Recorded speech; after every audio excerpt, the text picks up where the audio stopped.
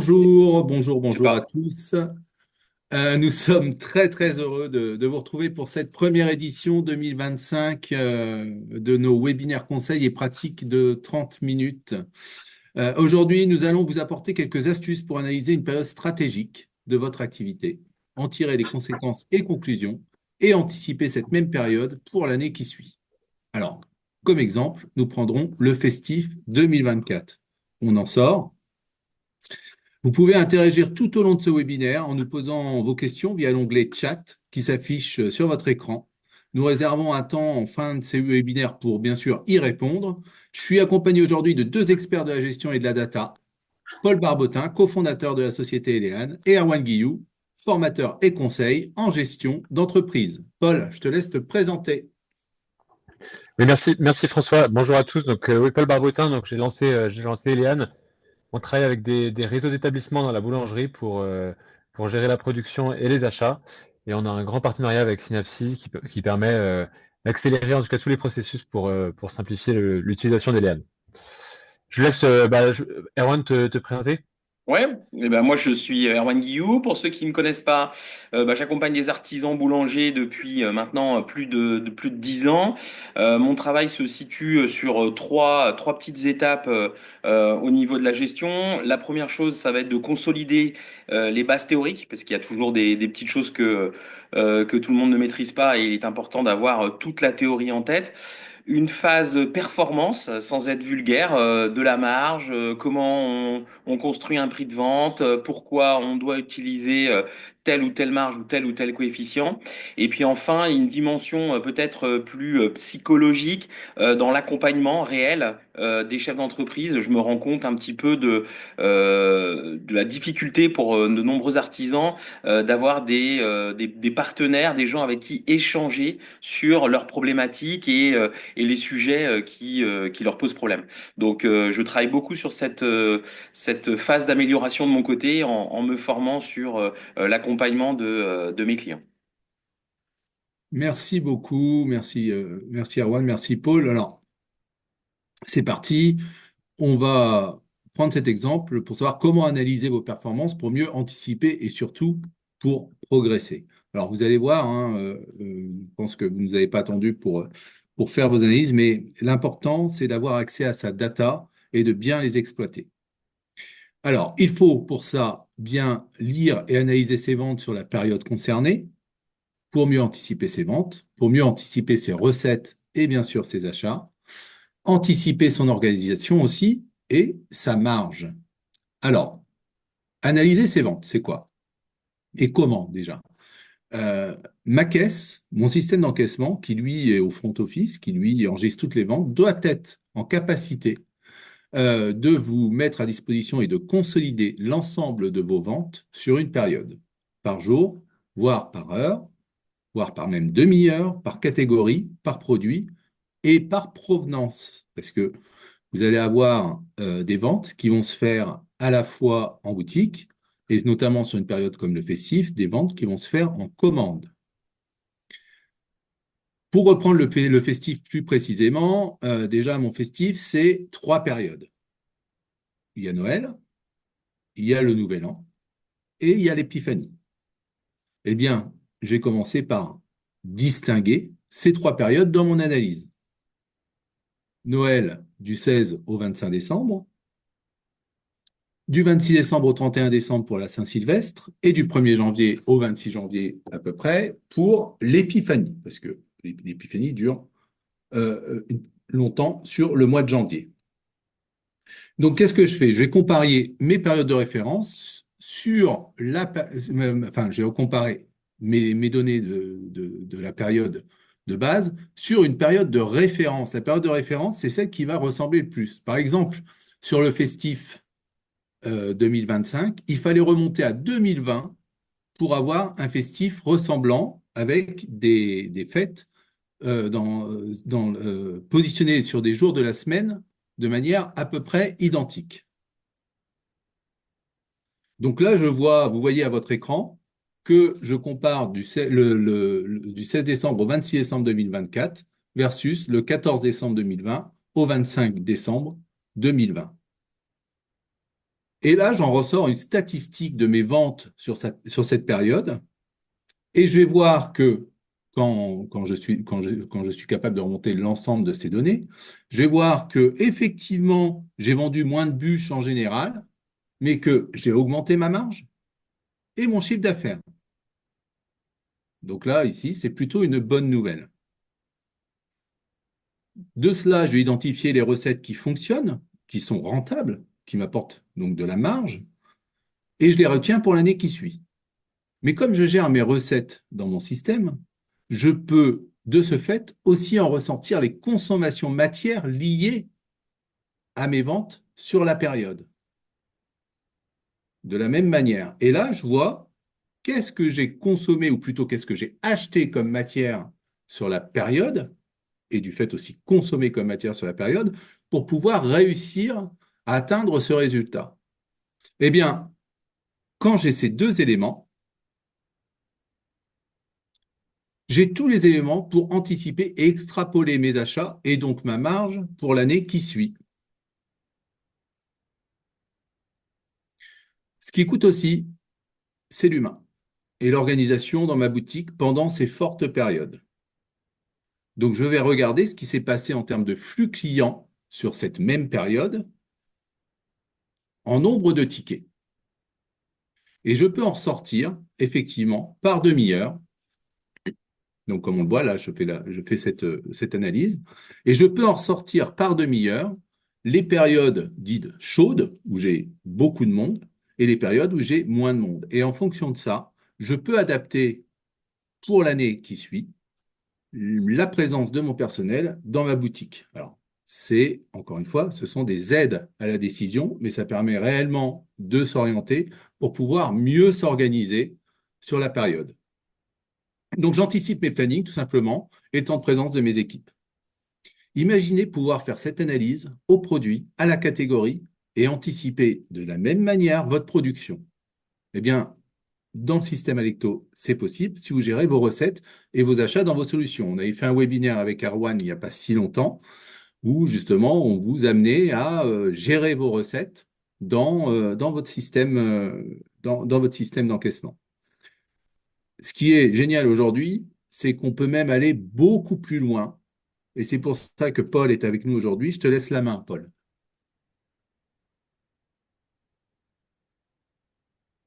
Ton micro. Merci François. Donc effectivement, on peut aller beaucoup plus loin. Nous, on a une solution donc, qui utilise l'intelligence artificielle, l'IA, pour faire des prévisions de vente. Grâce à ces prévisions de vente, on fait des recommandations de production. Et après, enfin, on le décompose en achat. Je vais quand même expliquer ce que c'est l'IA parce que c'est souvent un S'il te terme plaît. qui est galvaudé, qui n'est pas très clair pour tout le monde.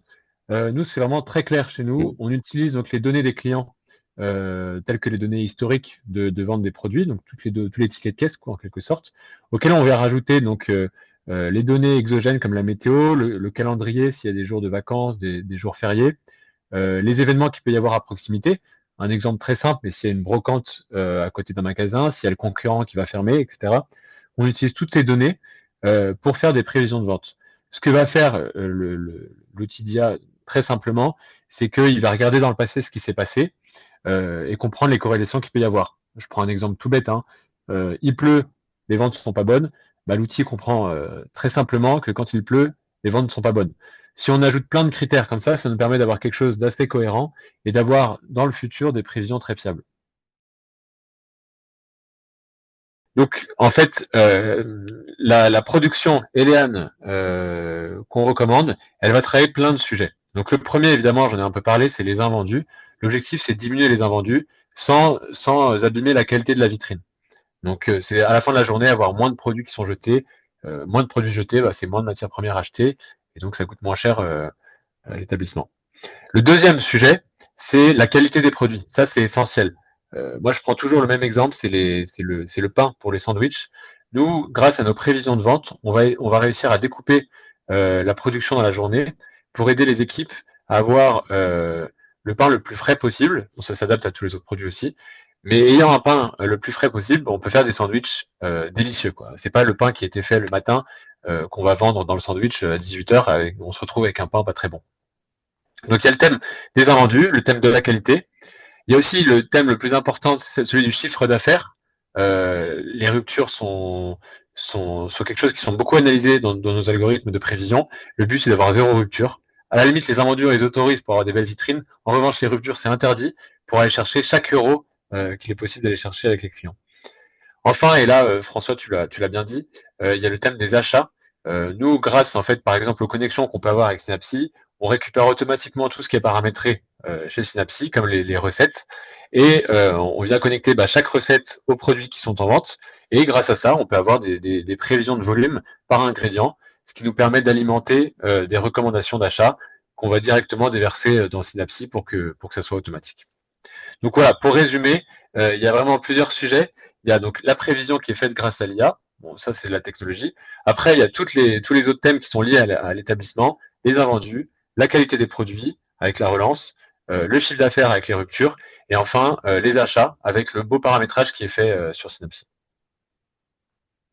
Merci beaucoup, Paul. C'est beaucoup plus clair et effectivement, c'est vraiment complémentaire. Le fait de pouvoir intégrer ta technologie à la data présente dans l'encaissement permet réellement d'exploiter un maximum ces data et d'avoir un prévisionnel très juste. Est-ce que tu as des cas, sans citer de clients, est-ce que tu as des pourcentages de fiabilité de la donnée? Oui, alors merci François pour cette question. Nous, on a plusieurs indicateurs qu'on utilise. Je vais dire quelque chose de très bête, mais c'est essentiel pour comprendre ce qu'on fait. Ça dépend du point de départ. Effectivement, on a des clients qui sont très bons. Là, effectivement, on améliore, mais on n'améliore pas autant que pour les clients qui sont très mauvais, et je le dis sans jugement de valeur. Euh, et pour donner des cas très concrets, on peut travailler avec des réseaux d'établissements, par exemple, pour lesquels, sur les prévisions de chiffre d'affaires, on a je dirais entre 97 et 98% de précision en moyenne. D'accord. Et après, la précision par produit, donc on fait des prévisions par produit pour les recos, celle-ci, elle varie en fonction des quantités de vente. Donc, l'exemple tout simple, pareil, les baguettes, il y a beaucoup de volume, donc on est très très précis, c'est les mêmes ordres de grandeur. En revanche, les tartes qui se vendent une fois ou deux fois par jour, là, c'est plus délicat. Voilà. Mais la prévision est très très bonne en général.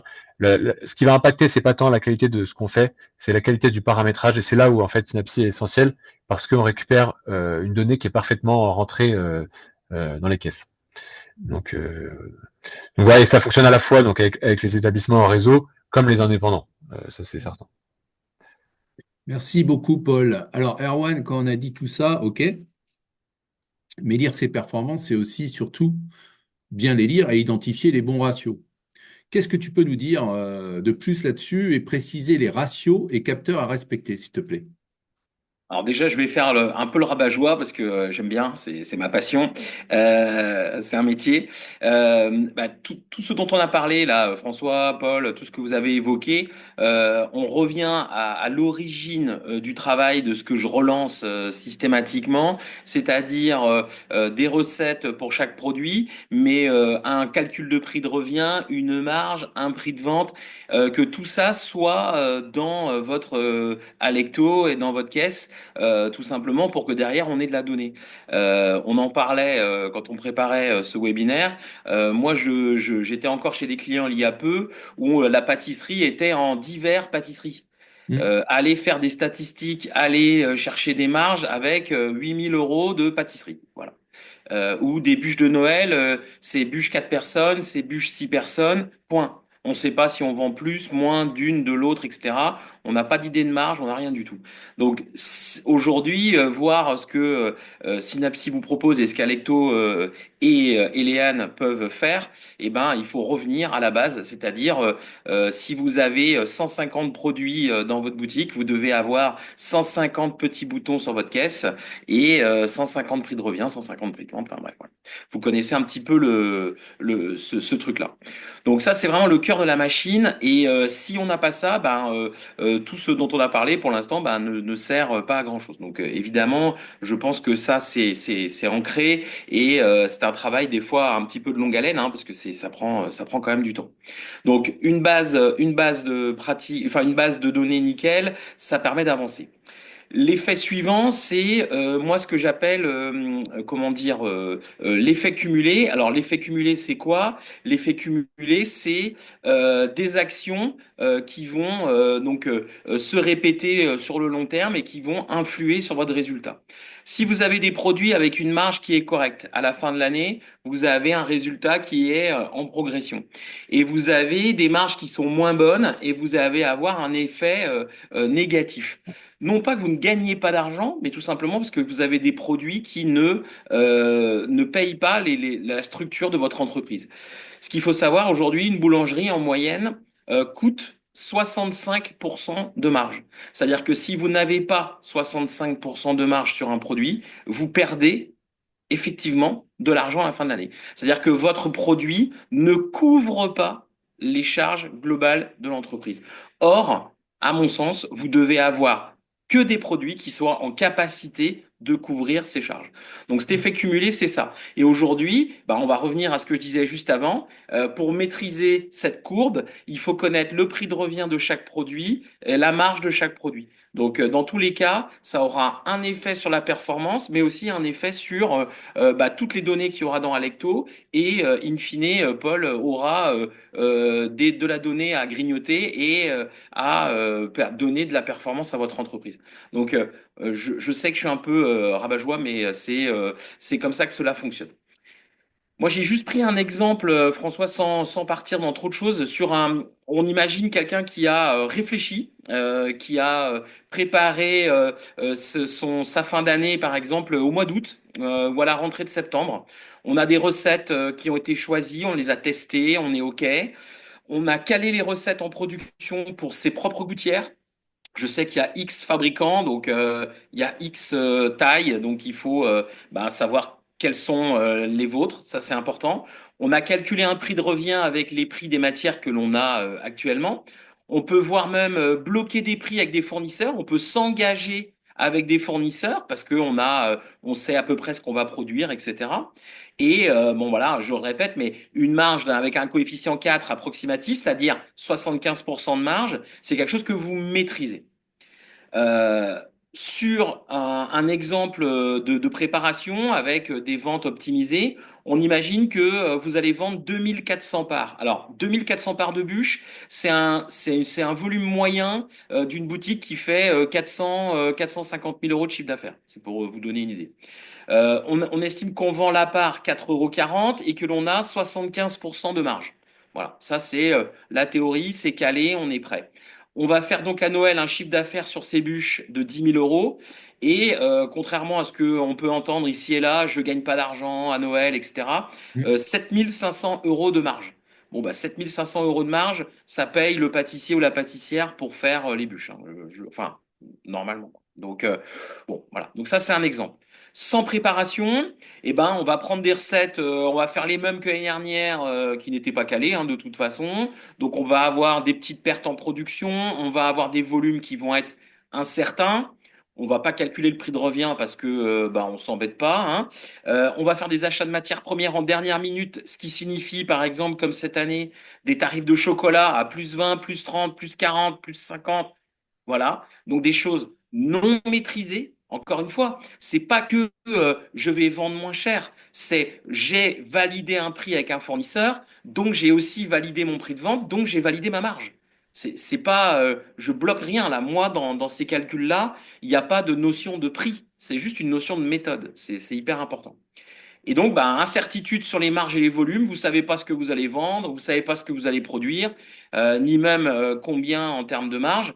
Donc, on imagine que vous êtes un peu moins performant, vous vendez 2200 parts, vous avez gardé votre prix de, je sais pas quelle année, mais bon, vous n'avez pas changé de prix. On est à 4,10 €. On va faire 65% de marge, c'est ce que je constate en moyenne. Donc, c'est même pas pessimiste, hein, c'est juste du constat.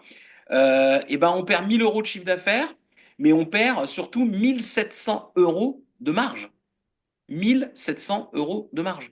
Donc, c'est-à-dire qu'aujourd'hui, avec une préparation et un travail bien fait, c'est-à-dire quelques heures par-ci, par-là, on parle de 1700 euros. Moi, je suis désolé, hein, ça paye largement le temps de préparation.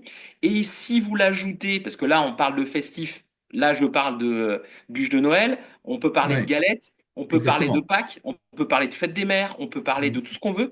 Bah, c'est 3, 4, 5 fois ces 1 500 € qui vont être cumulés et on parle de 10, 15 000 euros. Moi, je suis désolé, ce temps de préparation, il est long au départ quand on n'a rien fait, mais une fois qu'on incrémente les nouveautés et ces créations, ces bûches, quand on a 4 recettes de bûches à saisir dans Alecto, on n'y passe pas la journée. C'est sûr et certain. Donc, cet effet-là, il est hyper important. Donc, c'est et un travail de préparation et un travail d'effet cumulé qui vous donne des résultats qui sont très, très élevés. Et pour conclure, moi, c'est le travail que je préconise sur l'ensemble des articles. Paul parlait des baguettes. Moi, ça me fait toujours sourire parce que quand je vais chez les clients, je demande toujours sortez-moi les 2 derniers mois, les top ventes. Donc là, en janvier ou en février, on me dit ah oui, mais Monsieur Guillaume, c'est pas représentatif. Ah bon? Bah, c'est ce que vous avez vendu. Et on constate qu'on vend autant de baguettes en décembre qu'en janvier, en général à 10 près, hein, même sur des volumes à 10, 12, 15 000, on a des ratios qui sont très proches. Donc voilà, ce sont des choses qu'il faut ensuite appliquer à tous vos produits pour la performance. Voilà François. Merci beaucoup, Erwan. Donc, moi, je dirais juste que, effectivement, plus que du temps à passer au début, vous avez vu que quand vous avez accès à vos datas, c'est pas long, honnêtement, à faire. C'est pas que ça prend du temps. Pour moi, c'est plus des réflexes à effectuer dès que j'ai passé ma période, en fait. Dès que j'ai passé ma période, je l'analyse et je prévois la période d'après. Et comme tu le dis très bien, rien ne m'empêche d'aller voir mes différents distributeurs, fournisseurs, etc. et de leur dire, voilà, pour la période de telle date, j'ai besoin de tant de matière, hormis des matières à court, bien évidemment, mais Hum. j'ai besoin de tant de matière, ben, qu'est-ce que tu fais dans ce cadre? Et c'est effectivement des milliers d'euros de marge à aller chercher, tout Entre simplement deux, en entre anticipant.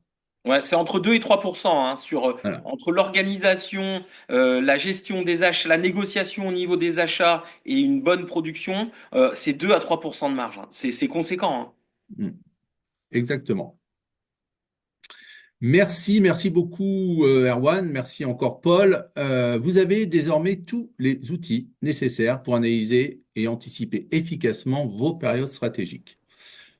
Nous allons désormais répondre à vos questions. S'il y en a eu de posées, je vois que il y en a pas. Donc n'hésitez pas à nous les poser encore une fois a posteriori si vous le souhaitez. Bien sûr. Euh, Allez, si on devait conclure rapidement, Erwan. Bah, c'est toujours un petit Mm. peu la même chose. C'est vrai que ce soit l'analyse ou la préparation, c'est anticiper. Analyser après coup les fêtes, c'est anticiper les prochaines. Préparer ces fêtes, ben, on le fait en amont parce que ça compte. Comme on le disait, vous avez des sommes très conséquentes à aller chercher en étant un petit peu, comment dire, organisé sur vos préparations, que ce soit, oui, la Saint-Valentin, les galettes, la fête des mères, Noël, etc. On parle de 6 à 10 000 euros de marge que vous pouvez récupérer juste en étant rigoureux et en regardant, ben, par exemple, la Saint-Valentin, oui, qu'est-ce que ça peut donner quand c'est un lundi, quand c'est un mardi, quand c'est un mercredi. Bah, évidemment que les données sont très différentes quand Exactement. c'est un week-end, comme cette Mm. année. Donc évidemment que vous avez des choses à réfléchir. Et surtout, ne basez pas votre marge sur des prix d'achat de fournisseurs, parce que les prix d'achat, on sait très bien aujourd'hui, c'est du sable mouvant. Il faut de la méthode et de l'organisation. Merci. Paul? Ouais, ben, pour conclure, effectivement, moi, il y a un terme qui m'a beaucoup plu, c'est le terme de rigueur. Bon, effectivement, c'est toujours très facile derrière son ordinateur de parler de rigueur, alors que quand on est en boutique, On est tout est d'accord. plus compliqué. Mais non seulement bah, la rigueur, ça permet de travailler la marge des produits, donc voilà, comprendre un peu ce qui se passe. Derrière, ça nous permet aussi de mettre en place des outils comme Elean, euh, qui permettent vraiment de travailler encore plus loin la production, les achats, qui sont des sujets essentiels sur le thème de la marge. Merci François, pardon. Merci beaucoup. Donc voilà, notre webinaire touche à sa fin. Erwan, Paul et moi-même restons à votre entière disposition pour compléter et vous accompagner si vous le souhaitez. N'hésitez pas encore une fois à nous poser votre question. Il y aura vos questions lors de la réception d'un questionnaire de satisfaction qui vous sera envoyé après ce webinaire avec le replay. C'est toujours avec un grand plaisir que nous vous retrouvons lors de ces webinaires. Bientôt, nous allons en relancer un sur d'autres thèmes sur le même format de 30 minutes. N'hésitez pas, pareil, à nous faire part de vos avis sur ce format, etc. Le but étant d'avoir quelque chose qui reste toujours pertinent dans le temps. À très bientôt. Merci à tous. Merci à tous. Merci Au à revoir. tous. Au revoir.